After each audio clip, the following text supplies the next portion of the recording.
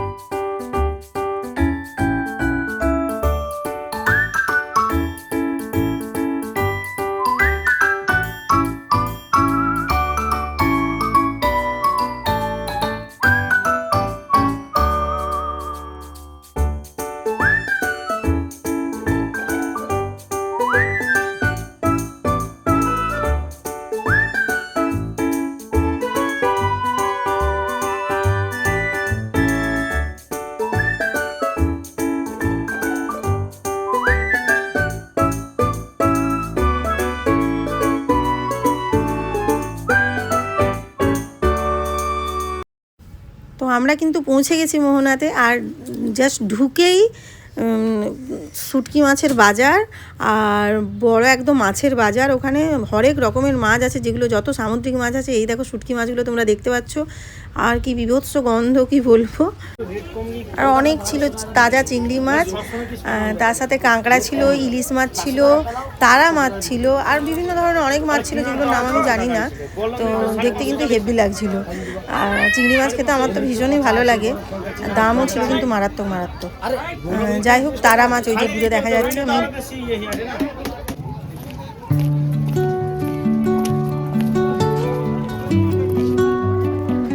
এই হচ্ছে সেই মোহনা, যেটার কথা এতক্ষণ ধরে বলছিলাম। দেখো আমরা পৌঁছে গেছি মোহনাতে। প্রচুর লোক ছিল, আর এত সুন্দর জায়গাটা না, মানে ছেড়ে আসতে ইচ্ছে করছিল না, সত্যি কথা বলতে কি। তো ভীষণ ঘুরেছি, অনেকক্ষণ ছিলাম এখানে আমরা।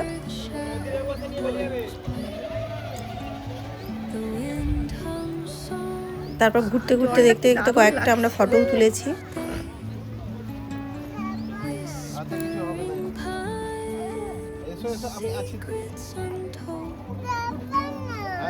জুতো ভিজে যাবে, জুতো খুলে, জুতো মোজা খুলে দে, এখানটা রাখ, এই যে এখানটায়। হ্যাঁ আমি কোনোদিন যাই না, আমার শখ ছিল। না না ওই ওটা কাঁকড়া নাকি? না ডাবটা পুরো আমার এখানে তো ফটো তুলে দিচ্ছি, ভিডিওর সাথে ফটো তোলা যায়।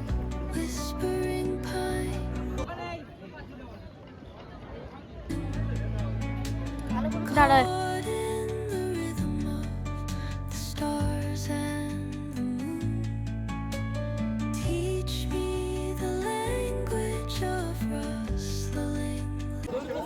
টাকা এদিকে সবাই।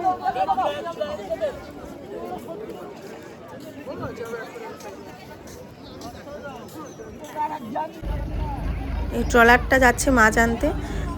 এরা, আমরা ভেবেছিলাম যে এই ট্রলারে করে হয়তো ঘোরানো হয়, তো এরা ঘোরায় না, শুধু মাছ তোলার জন্য এটা থাকে। আর জলটা দেখে গভীর মনে না হলেও জলটা কিন্তু প্রচণ্ড গভীর, তবেই কিন্তু ট্রলারটা চলছে। তো আমরা একটু বায়না করছিলাম নামার জন্যে, তো আমার হাজব্যান্ড একদমই নামতে দেয়নি জলটাতে।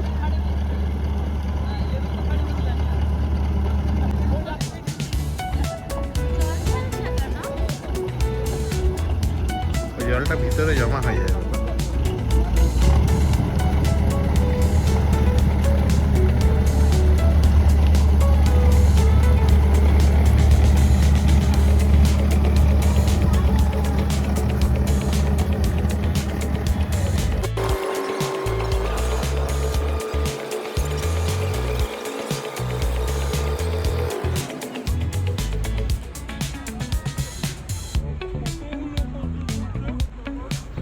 একটা ট্রলার যাওয়ার সাথে সাথে আরেকটা ট্রলার কিন্তু ওই দিক থেকে আসছে।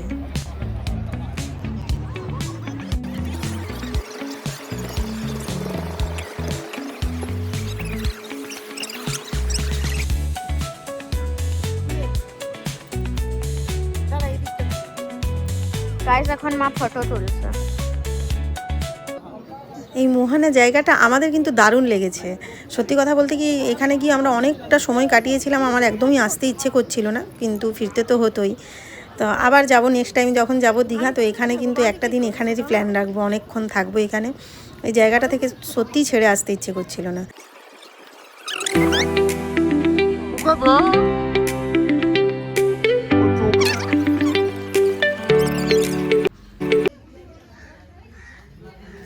তো পরের দিনেই কিন্তু আমরা চলে গেছিলাম বিচিত্রপুর। একটু নিরিবিলি জায়গা এটা, আর অনেকটাই রাস্তাটা লাগলো আমাদের হোটেল থেকে আসতে, অনেকক্ষণ লেগেছিল। তো চলো এখানের জায়গাটা তোমাদের সাথে শেয়ার করি একটু।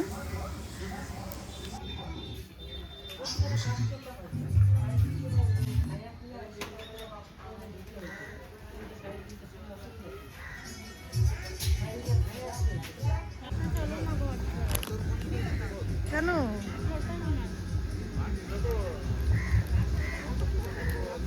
এখানে কিন্তু বেশি দোকানদানি নেই, এই কয়েকটাই দোকান ছিল ছোটোখাটো, আর এদিকে চিপস চকলেট এসবের দোকান ছিল।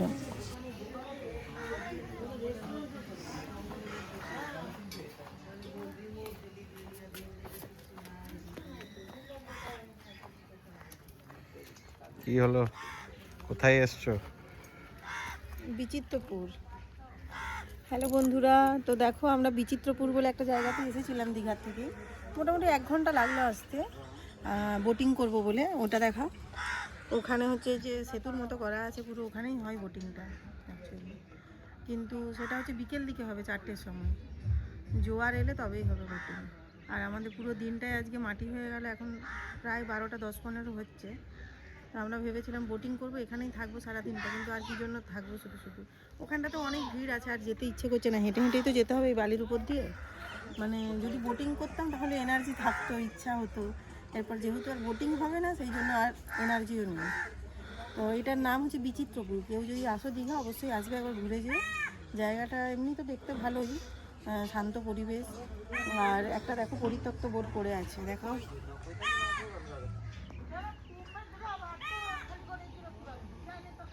এটা একটু দুঃখের বিষয় হচ্ছে বোটিংটাই হলো না, ওটা 4টের পর থেকে হয়। তো যাই হোক, আজকের দিনটা এইভাবেই কাটলো আর কি। দেখি এরপর কী করবো সারাদিন। আর সবাই এলে কটার সময় আসবে? হ্যাঁ, কেউ যদি আসেন বিচিত্রপুর তাহলে অবশ্যই আপনারা মোটামুটি ওই 3টে 3:30, মানে 4টে। আবার 4টের পরে আবার মানে 5টা 5:30 হয়ে গেলে শীতকালে কী হয়, অন্ধকার হয়ে যায়। অন্ধকারে কিন্তু আর কিছু হবে না, যা হবে মানে ওই 4টে থেকে 5টার মধ্যেই। তো সেই জন্য কেউ যদি আসেন বিচিত্রপুর অবশ্যই বিকেল দিকে আসবেন। সকাল দিকে এলে মানে মাটি পুরোটাই। আমরা 1 ঘন্টা একে তো এলাম কষ্ট করে, আর সেরকম অলিগলি রাস্তাও খুব একটা ভালো নয়। আর কিন্তু জায়গাটা খুব ভালো, যেখানটা মানে ডেস্টিনেশনটা, কিন্তু রাস্তা খুব একটা ভালো নয়। তো ছেলেটা এমনি বলছে আমার বমি লাগছে। তো এত কষ্ট করে আসার পরেও যেটার জন্য আসা সেটা হলো না।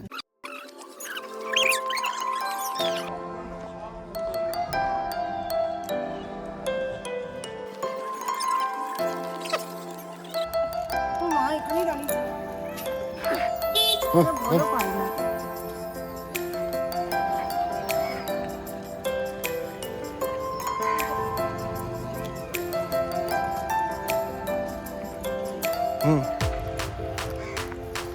সব তো মুন্ডেরই সত্যানাশ করে দিল।